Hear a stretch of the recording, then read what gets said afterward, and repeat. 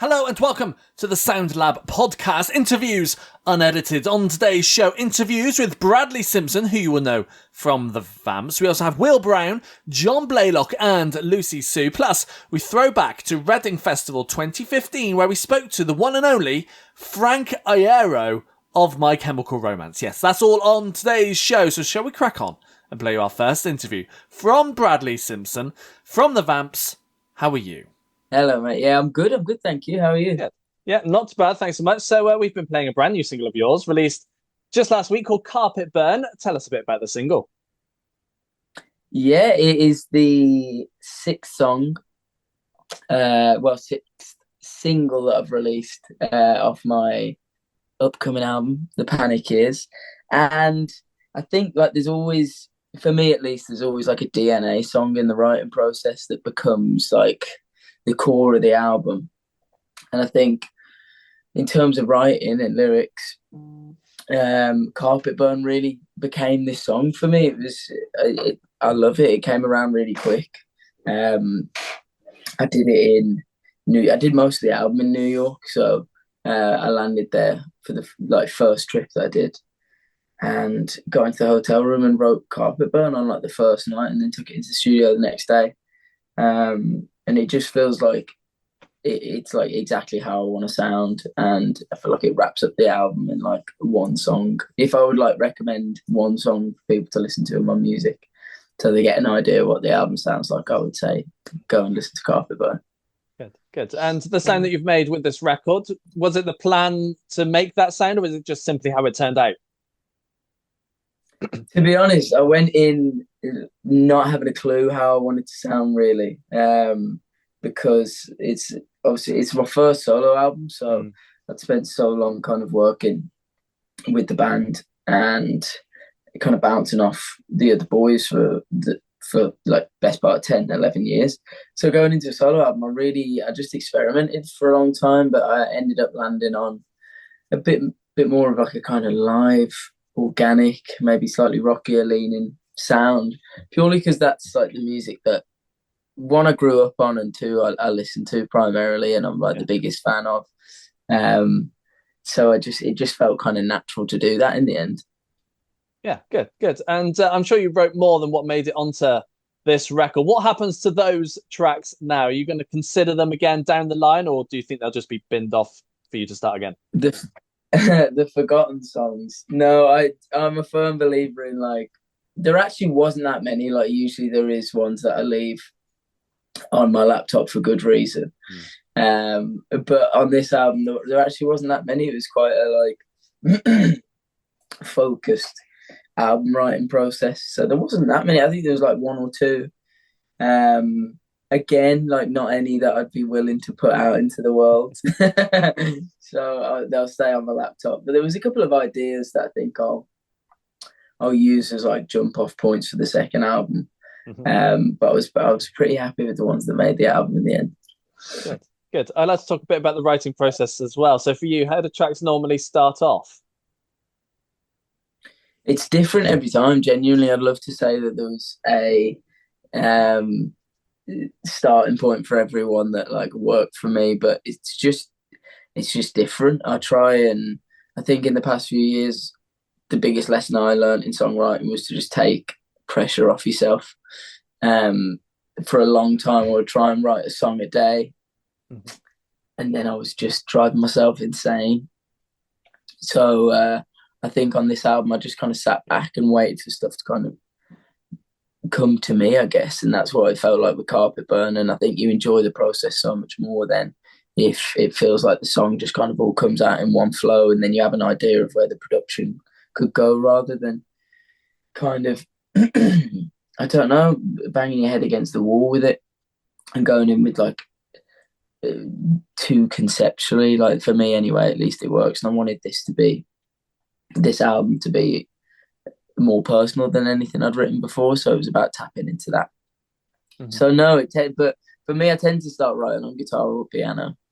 Again, if I start writing a production or I start producing an idea out too soon, I'll get bogged down in the production, and I'll have a 70% production done, but then realize that I have like no lyrics for the chorus and stuff like that. So I try and sit down and kind of flesh the song out as fully as I can at a guitar and a piano before I take it into the recording. Yeah, yeah, nice. And what's it like writing music for yourself this time round, rather than writing it for the Vamps and having those guys involved in the writing as well? It's been fun. Like I love writing with the band and for the band because we've got such a mixed bag of influences that it's nice to get everyone's input into that. And that's what I think has been the band's sound over the past 10 years. But for me, it was just about kind of trying to figure out what I wanted, which was a very like foreign feeling for a long time because I just hadn't done that before. Do you know what I mean? You kind of have to really sit with your influences or what you want to talk about and just deep dive what feels natural. But I really enjoyed it, and I think I've learned a lot more about myself as a songwriter and a producer through all of it. Um, so I actually really enjoyed the process. Don't get me wrong, there was moments where I was going insane because it felt like a lot of like pressure, but Mm, yeah, it was nice. I really enjoyed it. nice. Was there times when you were like, I need to make sure that this doesn't sound like another Vamps album, or is this just simply it just simply worked and it turned out this way?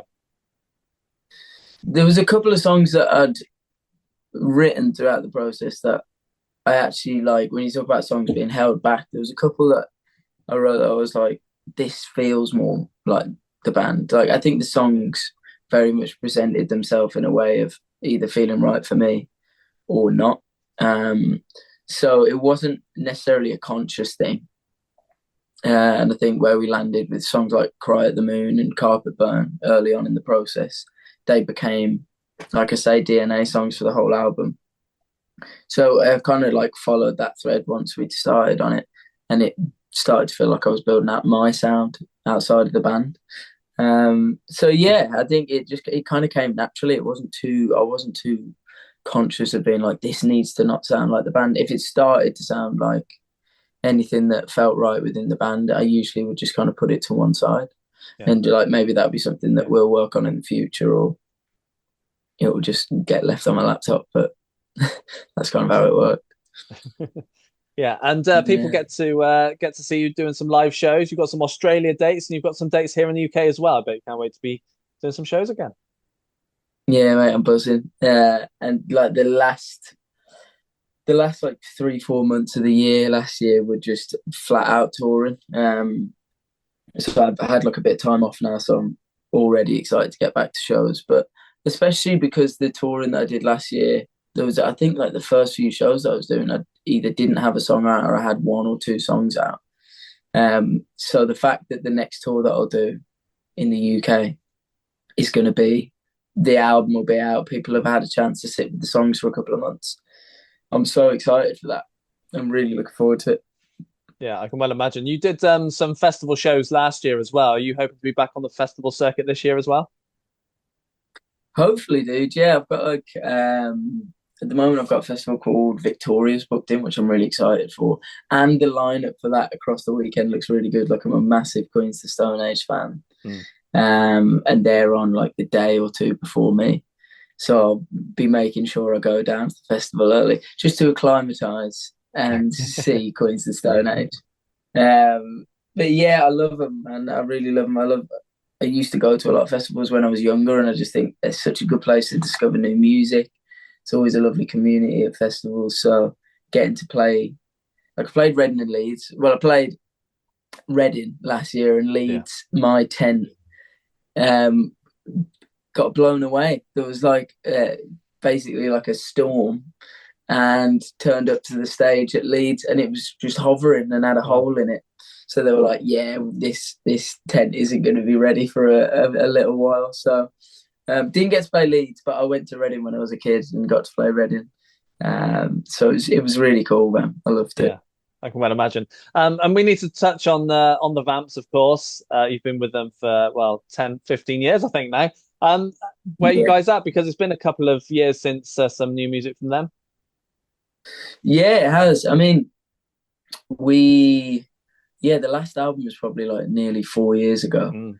But prior to that album, we did 4 albums in very quick succession. I think we did 4 albums in like 6 years. So we took a bit of time doing the fifth album, and then we toured it, and we had like a 10-year anniversary tour. Re-recorded a load of the first album. So we've kind of been busily doing other things outside of writing a new album over the past few years. But I think we all wanted to kind of take a minute before we wrote the next one. And just have like a new inspiration, and everyone kind of go off, and everyone's got their own lives as well, and different musical projects that they're working on. So there definitely will be another Vamps album at some point, but we're all kind of focusing on individual stuff at the minute. But we're still best mates. Like we still talk all the time, so there's no bad blood whatsoever. We're just taking a bit of time before the next album. Yeah, fair enough. When you put the band together all those years ago, did you realize how popular you were going to be, or was it just a shock to the system when when you started to get popular? Genuinely not, man. Like I don't think anyone you have ambition when you get into a band and you start rehearsing in each other's garages and things like that. But I think you're in a bubble. I think that's what people get attracted to and want to be part of, especially for us. Anyway, like we were having such a good time doing it, and still do. All of the outside noise kind of was like very secondary. We were just like, as long as we get to continue doing this and having fun and like recording and writing and playing shows as four mates, that's the wind, you know what I mean? So any outside stuff was just like a real bonus. And I think taking that focus off necessarily caring too much about what people thought or worrying about how stuff was going to do, I think really played into our favour in the beginning, because we just had fun, and it seemed to kind of bring a lot of people in, which was nice. And I hope you enjoyed the interview there with Bradley Simpson of the Vamps to talk about his new solo record. Now, we are all over social media, so come and find us at The Sound Lab Yes on all the socials, and you can also check out the website, thesoundlabuk.co.uk. Now let's move on, shall we, and play our next interview from Will Brown. He's been releasing music slowly over the last year or two, and we had a little chat with him. Will Brown, how are you? I'm doing pretty good. Thanks for having me, Jim. I appreciate it. Pleasure's all mine, and the reason we're having a little chat is because we've been playing a new single of yours called Better Man. Tell us a bit about the single, first of all.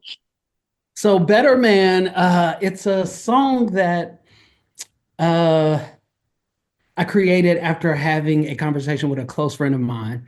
She was dating someone at the time, and the gentleman was having a hard time overcoming some of his past issues. And I had told her, I was like, I kept saying in the conversation, maybe you can help him become a better man. And so that sparked something in me. And I'm like, oh, I think this is a song here. And went for a hike in LA when I was in LA, and then linked up with my producer, and we both co-wrote this song, Better Man. And it's also my take on a folk song. Nice. And the sound you wanted with this track, is it the sound you wanted, or is it just simply how it turned out? Say that one more time, I'm sorry? So the sound that you've made with this single, is it the sound you wanted, or is it just how it turned out? That's the sound that I wanted. It's the sound that I wanted. I had mentioned to my producer / co-writer, Zach Lloyd, the sound and the type of record that I wanted. And once we got into the studio and started creating, it was it. Like I immediately got goosebumps once I first heard him starting to play the music. And I was like, this is perfect. Nice. And is this the start now of more new music to come? Yes. Excuse me, there will be more music coming in the spring of this year, if not sooner. I am doing an acoustic cover of Better Man. That's coming out the end of January. So we have an acoustic version of Better Man coming out, but then there will also be new music coming in the spring along with an EP. Awesome. What's the reason behind doing an acoustic version of Better Man? It was something different because Better Man could be stripped completely down, because the lyrics is the main part of the song, of course. And I feel like that's what a lot of people resonate with the most, is the lyrics of the song. And so I kind of wanted to strip all the production away from it and just kind of really sell the story. Nice. And And then I have some background singers on it, some friends. I recorded it when I was back home in Kansas City. So I had some friends come into the studio and we recorded this record. Awesome. Awesome. Yeah. Tell us a bit about the writing as well. How do tracks normally start off for you? So for me, it kind of all goes in with my concept of Welcome to Brownsville. It's a place that I kind of drift off to whenever I feel like the world is getting a little bit too heavy for me and I need a space just to kind of create and kind of find peace. And it was this place that I created, which is called Brownsville. And so usually that happens when either I'm on a walk, I call them meditation walks, or it's when I'm sitting on, now that I'm in London, in the subway, or it used to happen when I was in America in my car, driving in my car. These inspirations will come about and it will be these subject matters, these titles that will come, or it's from a conversation that I've had with a friend or just someone out in the public. And usually when I go on my walks, that's when the lyrics or the main concept of the song or the storyline of the song all comes together. And then I will go into the studio, send that information to my producer, co-writer. Then we get into the studio and I'm like, hey, this is what we're going to do today. And we just start creating the records. So nice. How easy do you find it to combine the lyrics to the music? Because I know a lot of artists find it a struggle at times. Oh, it's a struggle. It's definitely a struggle because you want to make sure it doesn't sound too corny, but you also want to make sure that it still provides the substance that you want the listeners to gain from it. So sometimes it could be a bit tough, but then sometimes it just flows like water. Like the lyrics just goes. And it's like, oh my God, I didn't realize this just all came together in like 15, 20 minutes. So it really depends, but most of the times, yeah, it's a little tough bringing all those lyrics together because it's so much that's especially me. I talk a lot. I can tell a long story. I could take a 2-minute story and make it 30 minutes, but I'll be wanting to put so much information into the song. But you only have a certain amount of time. So it's picking the best lyrics for that you want the listener is to be able to pull from. Yeah, absolutely. And people will want to see you doing some live shows. What's your plan? So I have a show coming up at the Troubadour, February the 25th, that I'm really excited about. I had some sold out shows last year. Yeah, last year. Wow. It doesn't even seem like that. That's weird. So I had some sold out shows in September and October at the Forge. That was the Journey to Brownsville show. This show is a little bit different because the Journey to Brownsville show was more about storytelling and taking you on that journey to Brownsville. This show at the Troubadour, it's all about the music. You're actually in Brownsville and I am singing my heart out the whole entire night. So yeah. Nice. Are you hoping to be doing some more shows as well? Yes, I'm hoping to be doing more shows here in the UK, in London, but I'm not sure just yet when. But that will be coming up, especially in the summertime. Nice. Especially in the summertime, and then once the EP comes out. Yeah, nice. You going back home and doing some shows over there, maybe into Europe as well? No, because I'm here in the UK. The only time I go back home is for Thanksgiving. So maybe when I'm home on Thanksgiving in November, I'm thinking I might do a show this year because friends and family have been asking me to do one. So I think I might do one when I get back this year. But no, I'm here all the way up until November this year. Awesome. And I hope you enjoyed the interview there with Will Brown to talk about new music and more. Now, here on Spotify, we also have a playlist which brings you 150 brand new up-and-coming unsigned artists that we feel like you may just enjoy yourselves. So go and check it out. It's called Fresh. Link on our website, thesoundlabuk.co.uk. Now, up next is the interview from John Blaylock. He's just released a brand new single. We've been playing it, and we hope you enjoy it too. And this is what John had to say. John Blaylock, how are you? Yeah, very well, thanks, man. Very well. Quite excited. Exciting times. Got good stuff coming up this weekend, which is going to be great. We do. So, yeah. Well, should we? We'll touch on that a little bit later on because I wanted to talk to you about your latest single, Temples. Tell us a bit about the single. Sure. Yeah, man. Well, Thames came out on October the 24th last year, and yeah, it's a song about connectedness. It's about a song about us all being one, being part of the same divine consciousness. It's quite deep for Tuesday morning, isn't it? And it's yeah, it's a really beautiful song. I wrote it with a lady called Helen Balding, who's championing me in the music industry as well, which is great. So yeah, we recorded that in London with Guy Massey, and yeah, really pleased with it. It's come out well. Got it playlisted on about 70 different radio stations now, which is great. And yeah, it's set us up nicely for the next single, which is out in a few weeks. Nice. What's on the way? What's the next single? So it's a track called Life by the Gram, which is a really cool song I wrote with my friend in LA. I used to live in Los Angeles, and I would often write with, I wrote with lots of different people, but a guy I wrote with a lot. One time he said to me, I've got a really cool song title. And he's like, you ready? I was like, yeah, go for it. And he goes, Life. And that was it. And I was like, wait, that's rubbish. That's not too captivating. And he was like, no, I was doing a dramatic pause. Live by the Gram. I was like, oh yeah, that's really cool. Let's write that song. So this was basically written as like a first person perspective of being a drug addict, and that your life is dependent on that gram, so to speak. Yeah, fair enough. And I believe these tracks are coming off your debut records. What can we expect to hear on it? I mean, we recorded 10 tracks for this album, and we picked those 10 probably out of about 25. So I think there's a good writing on there. I mean, I'm blessed to say that I've written with some amazing writers all over the world. So I've learned a lot from writing with them. I've got some good co-writes, but I've got a lot of good tunes I've just written myself. And so I'd say like there's a lot of honest, heartfelt writing. There's a lot of pretty mean finger-picking guitar, because that's what I do.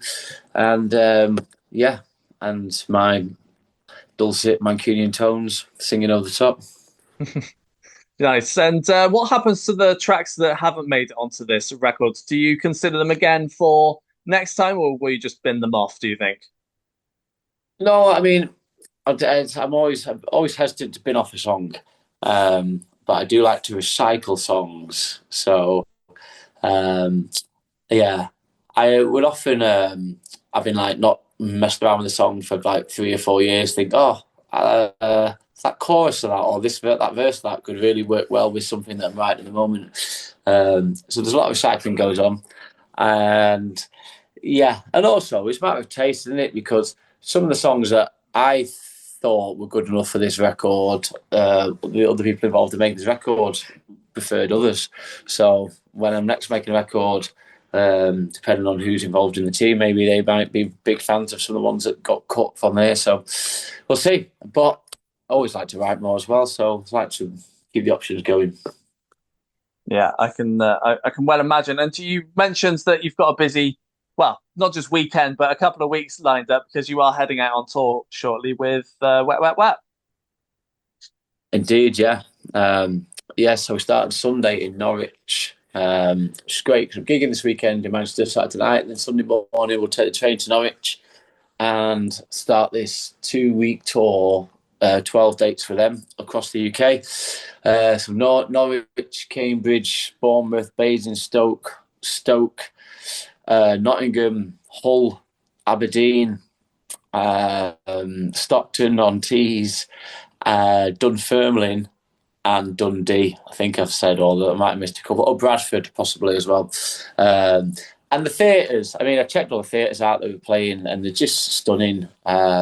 So yeah, I can't wait to get on stage. And it's quite. I mean, it's going to be fun because it's just me and an acoustic guitar on these huge stages in front of hopefully a couple of thousand people a night. Yeah. So yeah, I'm really looking forward to it.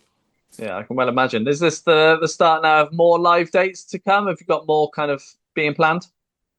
Yeah, absolutely. So, I mean, last year was really getting the all the music and all the ducks in a row, as Helen likes to say. And now that everything is lined up, now we're just full systems go for releasing music we're going to be doing 5 releases across 2025, 5 singles plus the album. And then, just touring relentlessly, hopefully. So doing this tour with Wet Wet Wet up till the 9th of February. And then, back gigging in Manchester the week after that. But the plan is now to be going out, doing other tour supports, to be basically gigging and spreading this music with as much people as possible throughout the year. So, it'll be a fun year. Festivals as well, do you think? Yeah, absolutely. We're lined up for a few already, which I can't announce yet, but we're well on case for that. Good. I'd like to talk about the writing side of things as well. So for you, how do tracks normally start off? Tracks generally always start off with melody. I play guitar in my basement, and that was in my cellar and basement mixed together most nights, and generally I'm always practicing stuff, and then always kind of get little melody ideas, and we'll just sing 3 different melody ideas, and then if I find something that's good enough, then we'll start putting lyrics to that good melody. And then lyrically I always like to kind of work back from a title, which is get a strong title in mind, and then work back from that so that everything in the song supports that. Just quite structured, which is definitely not what it used to be when I was younger, but having written with a lot of great writers now, I've learned some good ways of going about things, hopefully. Yeah, absolutely. And do the lyrics come quite straightforward to you, or is it a challenge at times? Lyrics are definitely more challenging, but I would always write too many lyrics. So if I need one verse, I'll write 4 to then pick the best of those 4. Yeah. I definitely, for every part of a song, I probably write every song with about 4 or 5 times as many lyrics as is needed. Refine and cut and choose the best. Yeah, absolutely. And as you're fairly new to the music world, I'd like to find out how you got into this in the first place. Yeah, well, I've been doing this for quite some time. I used to play in a band called International One in my youth, which was me and 4 lads from Manchester, and we did quite well by ourselves. We were together for a good few years, and we got a great song called Moonshine and Roses. We put that out as a self-release. Ended up getting that played by Zane Lowe on Radio 1, Steve Lamack on Radio 2 was playing that, and we got Single of the Week on XFM in Manchester. We also got the music video out on MTV2 and loads of other music channels, so it felt like we were doing quite well as a signed indie band. And then because of that, we did get a record deal. We got signed to this quite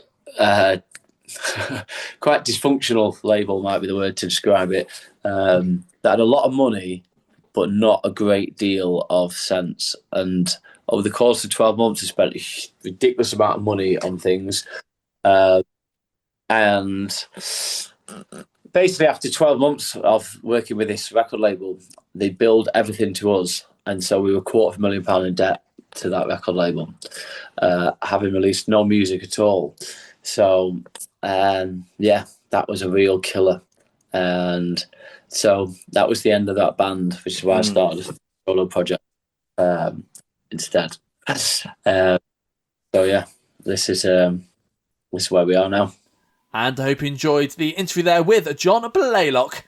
Now, we also have these interviews on a radio show. Yes, we've put together a 2-hour radio show, which we feel like you might enjoy, because these interviews are on that show, alongside music from these artists, plus loads of new music and live sessions too. So go and check that out. Link on our website, thesoundlabuk.co.uk. Now, up next is our final new interview. It comes from Lucie Sue. They've recently formed and got together, so it was a pleasure to have a chat with Lucie Sue. How are you? I'm good, and you, Gene? Not too bad. Thanks so much. So we are playing a new single of yours called Battle Station. Tell us a bit about the single. This single is a message to all the men, because I experienced that a lot of men are forced to have a virility by our society. That with all the porn movies and the media, I think that men are forced to be like act to behave like real men, And when I have sex with some of them, I've noticed that they have to behave like porn stars, and I hate that. And most of the times they just behave like that, and they come and they leave you like that, and there is nothing left. So it's a message to all these men to tell them that it's okay, you can just be you, and also respect your partner and make them come. So it's a funny song. It's not too serious, but it's just a message because I'm fed up with men who just come and just leave you like that and they don't care. No, yeah, absolutely. And it's coming off your debut record, which is coming out soon, sometime later this year. What can we expect to hear on the record? For the future album? Yes, yeah. Yes, so we will have 13 tracks, and they are all about my personal life. Uh, Something about my best friends who died when I was young, but also very funny things like I hate going to ski, or what else? I am a mother of two kids, so I have to be strong with them, and but they are awful with me. But it's every time it's in a very cool way and very funny and respectful way. I try to spread positivity and hope to everyone. Yeah, yeah, absolutely. And the sound that you've made with this record, was it the sound you wanted, or was it just how it turned out when you were in the studio? What the sound? The sound of the record, the sound of the music, is it what you Yeah, wanted? my first album was a bit like I was searching my sound, as you say, and it was a bit shy. And this one, I wanted to be very powerful, and I wanted this album to be very me, very, yeah, super powerful. I'm a big fan of Amon Amarth, of Rammstein as well, and of Faith No More and Alice in Chains. But I love the bam, this Mm. side of Amon Amarth and Rammstein that is new for me, because until now it was always a bit shy, but now I wanted to put a slap in your face. Yeah, no, definitely. And I'm sure you wrote more than what makes it onto this record. What do you do with those tracks now? Will you consider them again for the future, or will you kind of leave them alone and not come back to them again? Can you rephrase your question because I am not sure I understand? So, with the 13 tracks, I'm sure you wrote more than the 13. What do you do with those tracks now? Aha. Yeah.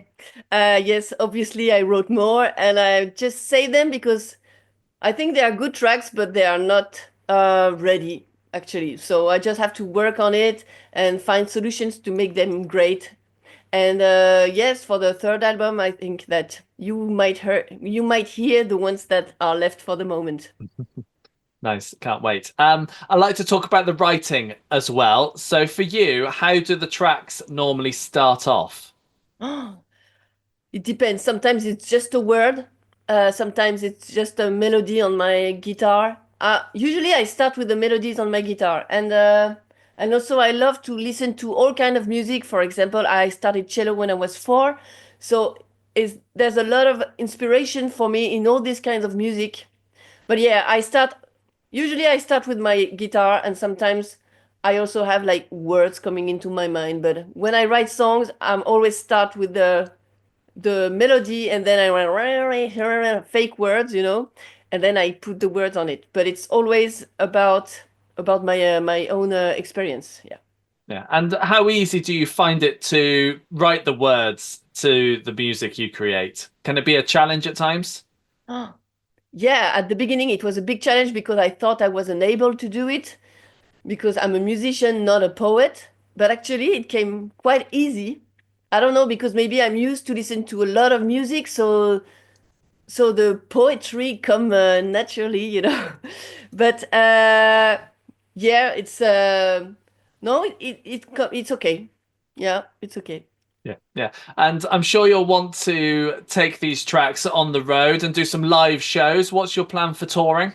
For the moment, I will play at the Hellfest in France. I don't know if you have yes, you have a lot of these festivals in UK, but the Hellfest is the biggest one in France, and I will play on the main stage one on the Saturday. So it's the biggest stage and it's on the best day. So I'm so happy about that. And regarding the tour, we are actually talking with two amazing bands, but I cannot tell you because it's not signed yet.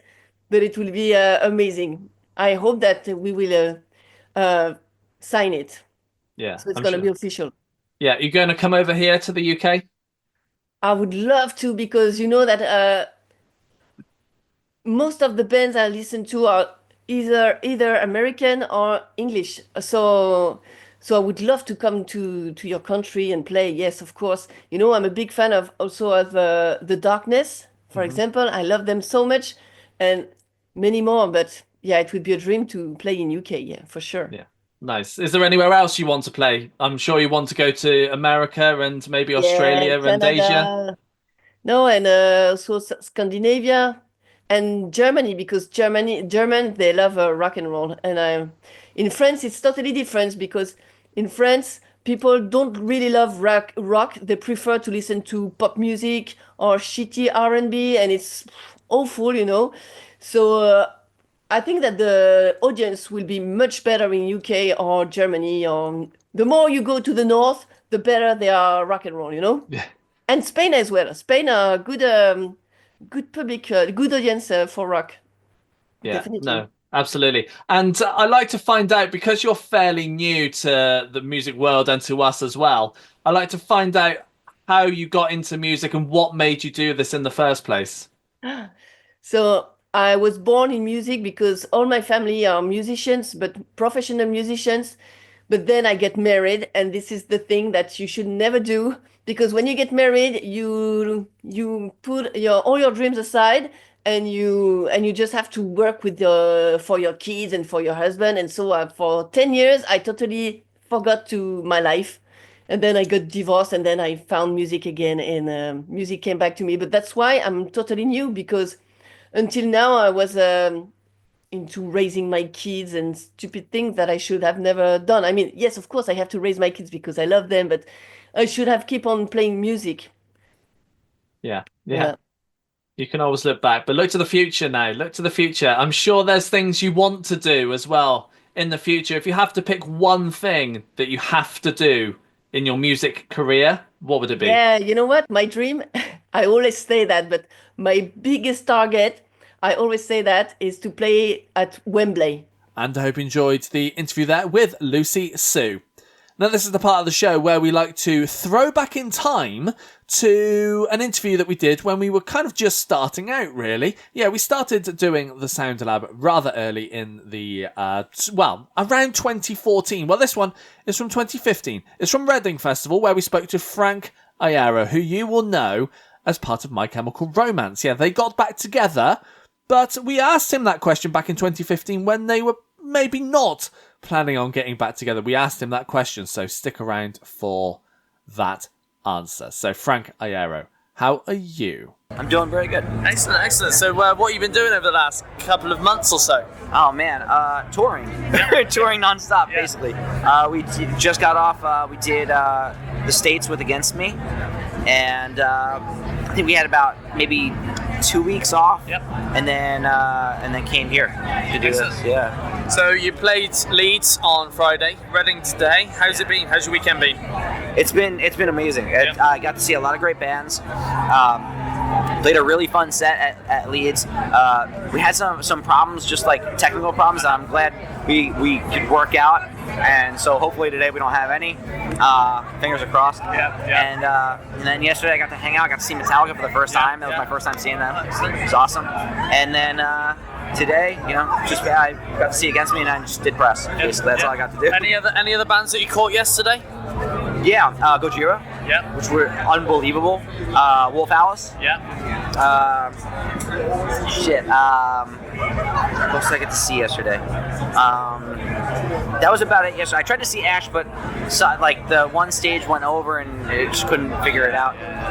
No Devotion. No Devotion. No Devotion was great. Yeah. Excellent. So, what's the plan next for you? Where That's you the question, right? Yeah. Well, from here we go directly to Ireland.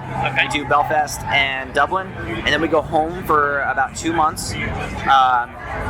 Gonna try to get some of these songs that are in my head out of them. I'm probably planning on what this next step is going to be. I don't know what it's going to be, but I just know that I'm feeling very creative and I need to get it out because like my head's very I feel like it's going to explode with all the stuff that's in it. So once I can get that, I can't finish anything while I'm on the road, so I need to do that. I need to go home and finish stuff, and then we're going to do a little bit more touring before the end of the year, probably stateside, and then record from there. Excellent. So you were formerly the guitarist in My Chemical Romance. How does it compare to being in My Chemical Romance to you being more or less the lead singer in the Celebrations? It's different, man. It's a completely different animal. After My Chem, I thought I was I was done touring. Yeah. I didn't imagine that's actually not true, I guess. I was doing another project called Death Spells, and we toured a little bit on that, and we were going to record that, and then I kind of thought, like, all right, well, I'll just do this in my spare time, and I'm going to start, like, a new project, something having nothing to do with music, and before I knew it, I was writing songs, and then those songs got heard, and I was offered a record deal, and I started touring. So it's like, it's so weird, everything that I said I wasn't going to do, I did. Yeah. Maybe that's the way it works. I don't know. But I never wanted to be a frontman. I never wanted to be like the singer of a band. I never wanted to be the guy that had to do the interviews. Like, that was not my thing. Yeah. And now I'm doing all of that. You are indeed, yeah. I thought I was going to fucking hate it. Yeah. I hate it a lot less than I thought I was going to hate. Yeah, cool. So, any plans on maybe getting back together? Definitely not. Never? No? Here's the thing. The world could totally end tomorrow. Yeah. Your head could explode and eat me. I don't know that won't happen, but it's probably not going to happen. I hope so. I hope your head doesn't open up and eat me. But yeah, so that's kind of where that's at. So for people who haven't heard of the Celebrations, how would you describe your music to them? I wouldn't. I feel like the amount of time it would take me to describe it, you could listen to a 2-minute song. Yeah. I think that's the problem.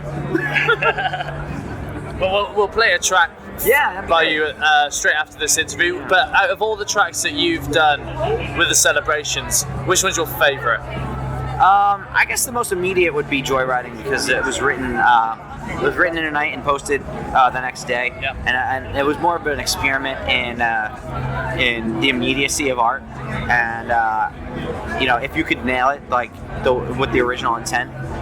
And I felt like it did. So I would say that one. I think that this record, especially, is very near and dear because it was written selfishly. It was written just for myself. I didn't expect to play it release it at all. And then before I knew it, people wanted to put it out, and there's been an amazing reaction to it. So it definitely holds a special place in my heart. It's very makeshift. It's very home reared. It's very a project of love. So that's basically, if you wanted to hear what gets played inside my head, that's what that is. Excellent. So if people wanted to find out more about you or get hold of your music, where can they go and do that? Vagrant put out Stomach Aches. Over here it's Hassle. My website's frank-iero.com. Yeah. And I hope you enjoyed the interview there with Frank Iero, of course, of My Chemical Romance. And that is the end of the show for another week, I am afraid, but don't you worry, we will be back with more interviews on next week's show. But if you can't wait until then, social media at The Sound Lab, yes, on all the socials. Check out the website at The Sound Lab UK, and make sure you tune in again this time next week, well, anytime really, for a brand new episode of Interviews Unedited. Here, done by The Sound Lab. Goodbye.